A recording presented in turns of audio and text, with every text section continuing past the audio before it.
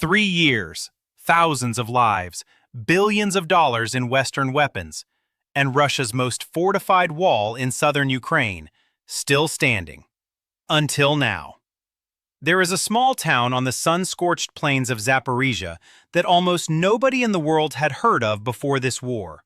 Its name is Mala Tokmachka, and for 3 consecutive years, this obscure settlement carried the weight of an entire war on its shoulders.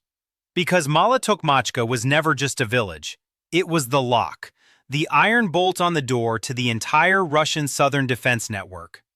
Moscow understood this perfectly. So Russian military engineers spent 3 full years transforming this ordinary Ukrainian town into something that military analysts were calling one of the most sophisticated layered defense systems seen in Europe since World War II. Concentric minefields, fortified trenches, pre-sighted artillery corridors, hardened command bunkers buried deep underground, every road, every field, every tree line, weaponized. The message from the Kremlin was clear: this line will never move. For a long time, it didn't. If you want the real picture of what's happening on the ground in this war, every development, every turning point, hit subscribe and turn on notifications. We don't do headlines, we do depth. To understand why what happened between May 17th and 20th of 2026 is so extraordinary, you first have to understand the failure that came 3 years before it. In the summer of 2023, Ukraine launched its most ambitious offensive operation of the entire war. The plan was bold, almost breathtakingly direct. Smash through the Russian lines with the sheer kinetic force of Western armor. Ukraine's best-equipped unit at the time, the 47th Mechanized Brigade, was chosen for the spearhead. Their inventory read like a NATO weapons catalog. German Leopard 2A4 and Leopard 2A6 main battle tanks. American Bradley infantry fighting vehicles, the most advanced armored platforms Ukraine had ever fielded in a single concentrated operation. The plan was simple in theory. Overwhelming armored mass would physically crush Russian defenses and create a breach. Then, exploitation forces would pour through. What happened instead was a masterclass in why good hardware alone does not win wars. Russian engineering units had spent months laying what would later be assessed as one of the densest anti-armor minefields in modern military history, directly around Mala Tokmachka. The approaches were seeded so thoroughly that Ukrainian armored columns were stopped, channeled, and destroyed almost before they reached the first defensive line. Leopard tanks, the same tanks Ukrainian soldiers had trained on for months, the same machines that Western politicians had promised would change the war, were filmed burning in open fields. Ukraine paid an enormous price in equipment and personnel. The front line barely moved. Moscow called it proof that the war was unwinnable for Kyiv. Some Western analysts quietly agreed. But here is what the Kremlin fundamentally misread about Ukraine. Ukraine did not walk away from that failure in despair. Ukraine walked away from it with a notebook. Every single lesson from that catastrophic first attempt was cataloged, analyzed, wargamed, and rebuilt into a completely new operational doctrine. Ukraine's military planners understood that the era of the mass armored charge was over, at least against a prepared defense of this density. The future of warfare on this front would be decided not by the heaviest vehicle, but by the smallest, most precise, and most intelligent one. By May 2026, Ukraine had a fundamentally different army than the one that bled in those minefields 3 years earlier. When the final operation against Mala Tokmachka launched, the 118th Mechanized Brigade took point, replacing the 47th. And the opening move was nothing like the thunder of tank engines. It was silence. Swarms of reconnaissance drones, near invisible at altitude, began mapping the Russian defensive network with a level of precision that would have been classified science fiction a decade ago. Thermal sensors, high-resolution optical imaging, continuous loitering over the target area. Within hours, Ukrainian drone operators had constructed a comprehensive three-dimensional digital map of every Russian position inside and around Mala Tokmachka. Every command post, every concealed artillery battery, every ammunition cache tucked into a tree line or a ruined building, every personnel gathering point. This was not intelligence from satellites or informants. This was real-time, live, actionable targeting data generated autonomously minutes before the strike. Then the electronic warfare units activated. What happened next was something Russian commanders had never experienced at this scale or this precision. Every radio frequency used by Russian forward units in Mala Tokmachka went dark simultaneously. Local tactical radar networks blinded. The communication links connecting frontline outposts to rear command centers severed in an instant. Russian soldiers in their positions suddenly found themselves in a void. They couldn't report their situation. They couldn't request reinforcements.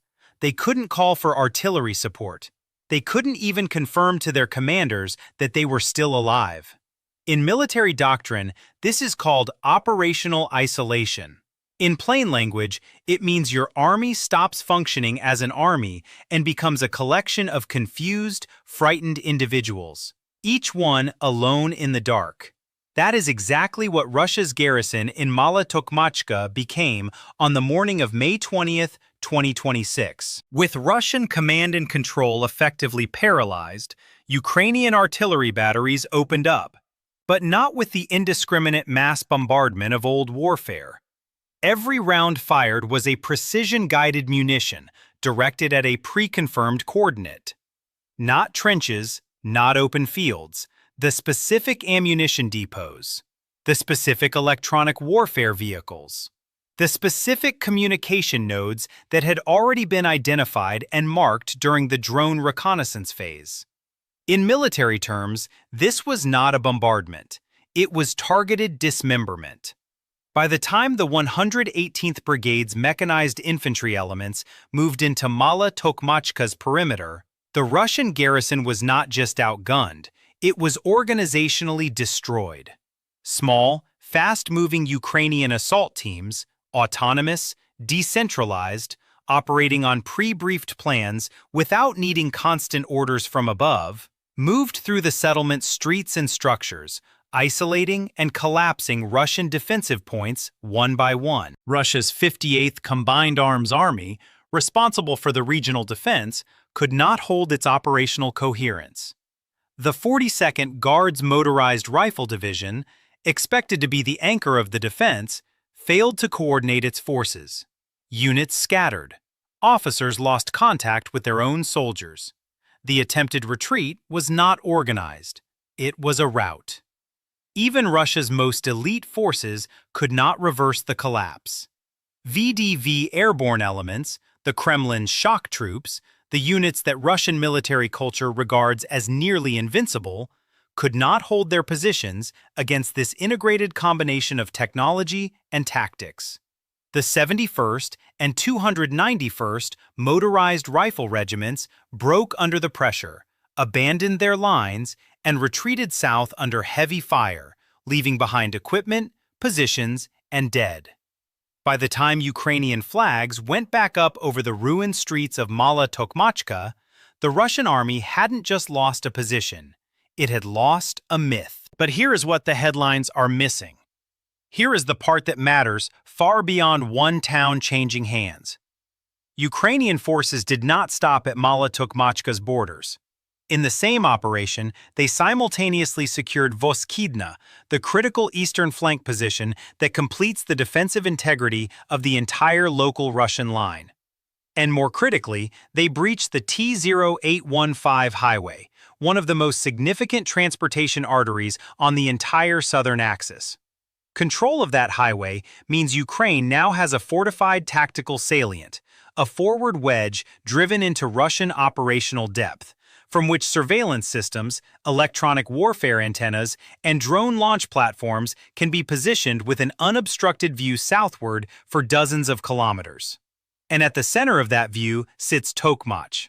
If Mala Tokmachka was the lock, Tokmak is the engine room. It is the primary military logistics hub feeding all Russian operations across the entire Zaporizhia front. Every ammunition shipment, every fuel convoy, every fresh troop rotation moving toward the front lines passes through or coordinates via Tokmak. Disable Tokmak operational function, and the entire Russian southern front begins to starve. Ukraine's new forward positions now place Tokmak and all the military infrastructure around it within reach of advanced long-range artillery, multiple launch rocket systems, and heavy attack drones. Around the clock. Russian commanders are now faced with an impossible dilemma. Reinforce Tokmak by pulling assault units from the front lines, which weakens offensive pressure elsewhere, or leave it exposed and watch their logistics architecture slowly collapse under relentless Ukrainian strikes. The strategic implications extend even further south, all the way to Crimea. The R280 highway, stretching from Rostov-on-Don across occupied Mariupol and Berdyansk all the way to the Crimean Peninsula, had functioned as Russia's single most reliable overland supply corridor throughout this war. Military convoys, fuel tankers, ammunition trucks, fresh forces, all of it flowed along this highway in what Moscow considered a relatively secure rear area route. Not anymore. Ukrainian extended-range FPV drones and autonomous attack systems are now systematically hunting Russian military transport along this highway, particularly within the occupied Kherson region. The hit rates being reported suggest these are not opportunistic strikes. They are coordinated interdiction operations, deliberately targeting the highway as a system, not just individual vehicles.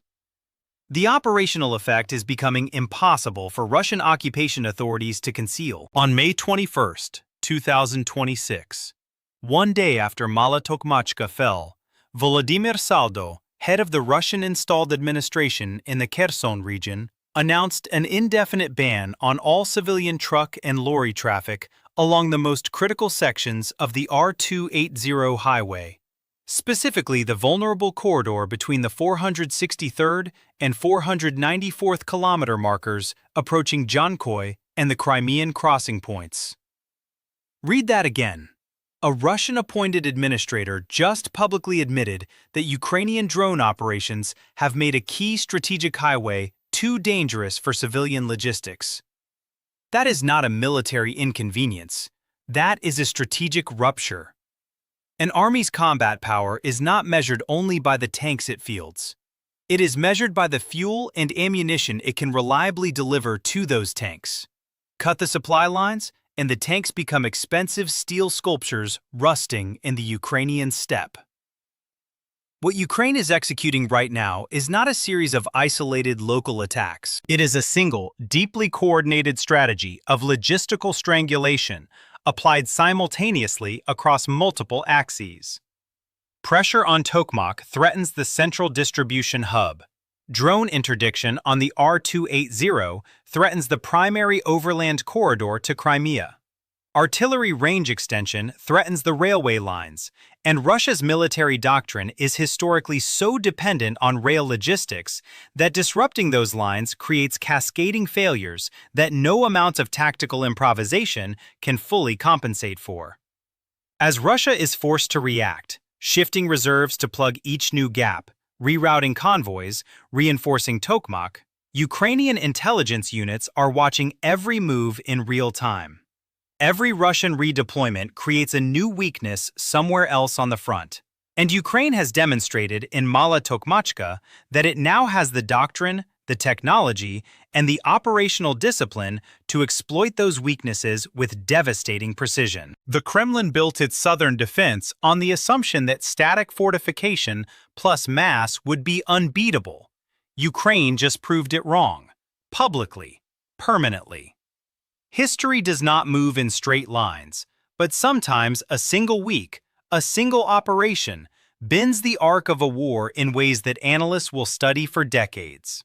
The week of May 17th to 20th, 2026 may be one of those moments.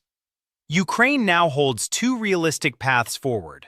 The first, consolidate these gains, expand control across the Zaporizhzhia line, and build the pressure on Tokmak into a full logistical siege of Russia's southern army.